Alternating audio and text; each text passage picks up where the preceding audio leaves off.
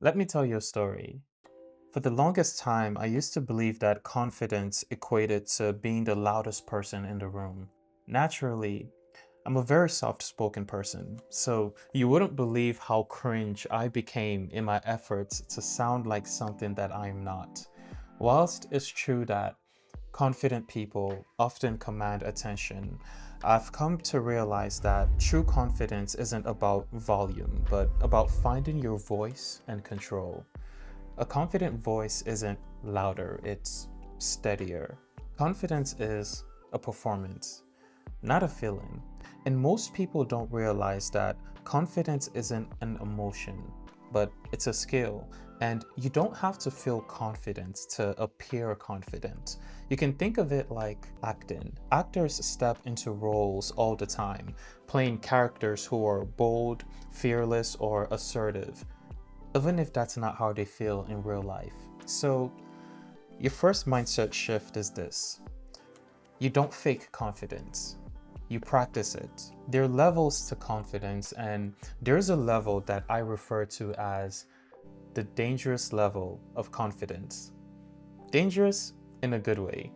And here's how you attain this level. It starts by understanding that confidence is the byproduct of preparation. Confidence isn't a magical trait that is reserved for a select few of people. It's the natural result of being prepared. The greatest level of confidence comes from evidence, knowing that you've done the work. Every time that you've practiced, you're reinforcing to yourself a neural pathway of success that says, you are capable. Think of it this way: a student who has studied thoroughly for an exam doesn't rely on hope. They rely on their preparation, and that is all the confidence that they need to know that they are capable. The same goes for interviews, presentations, or any challenge that you may find yourself in. When you have rehearsed, refined, and repeated over and over, your brain knows that I've got this. And that is when confidence becomes dangerous, because you have reinforced to yourself that you are exactly who you say you are. You don't need to feel confident if you're prepared, because confidence isn't always about belief, it's about evidence. The more you practice, the more proof that you have in your own mind that you are capable. And I admit, sometimes practice isn't enough. And in these situations, I have several recommendations. The first that I recommend is the power of body language. Your body speaks well before you do. And in fact, studies show that over 90% of communication is nonverbal. So here are a few strategies that you can implement to make your body do the heavy lifting when your words feel shaky. The first is to stand tall, because good posture isn't just about looking professional. It actually tricks your brain into feeling more confident. Another strategy for projecting confidence through your body language is by power posing. Even if it's just for 30 seconds before a meeting, I promise it could boost your confidence levels.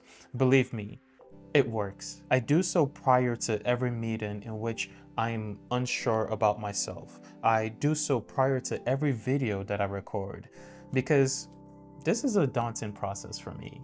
Making myself vulnerable in front of the two people who are going to be watching this video, believe it or not, is quite nerve-wracking for me. It's important to understand that confidence isn't in just how you say things or your tone.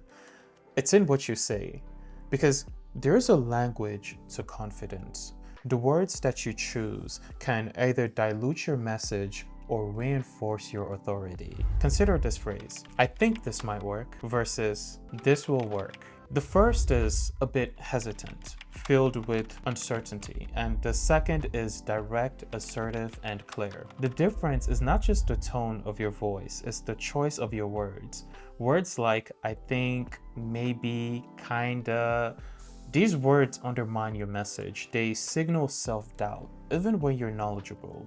It's imperative to be decisive with your choice of words. Strong words create strong impressions. Words like, actually, no. Mannerisms like As you know, like these words disrupt your flow and they signal nervousness. You can practice pausing instead of filling gaps with unnecessary mannerisms. There's nothing that signals a lack of confidence more than these filler words. And if you doubt this is true, evaluate your conversations with a friend or a loved one and contrast that to your performance on stage or in a meeting where you have to articulate yourself. You'll realize that that's when your filler words and mannerisms become buoyant, surfacing a lack of confidence. Confidence while speaking isn't about having the perfect vocabulary. It's about being intentional while you speak. Speak with purpose, clarity, and conviction. Every word that you utter should serve your message, not undermine it. Lastly, I want to leave you on this note. Did you know that nervousness and excitement have the same physiological response? When you're nervous, your heart races, your palms become sweaty. The only difference is the label that you give it. Instead of thinking, I'm nervous, tell yourself, I'm excited. I know it sounds crazy, but believe me, it shifts your mindset from fear to anticipation, which naturally boosts your confidence because you're engineering an environment that you are in control. Remember, the lack of confidence is derived from subjecting yourself to environments that you're not familiar with. When you control your perception of your situation, that makes all the difference. It's been a pleasure sharing this moment with you. Thanks for watching.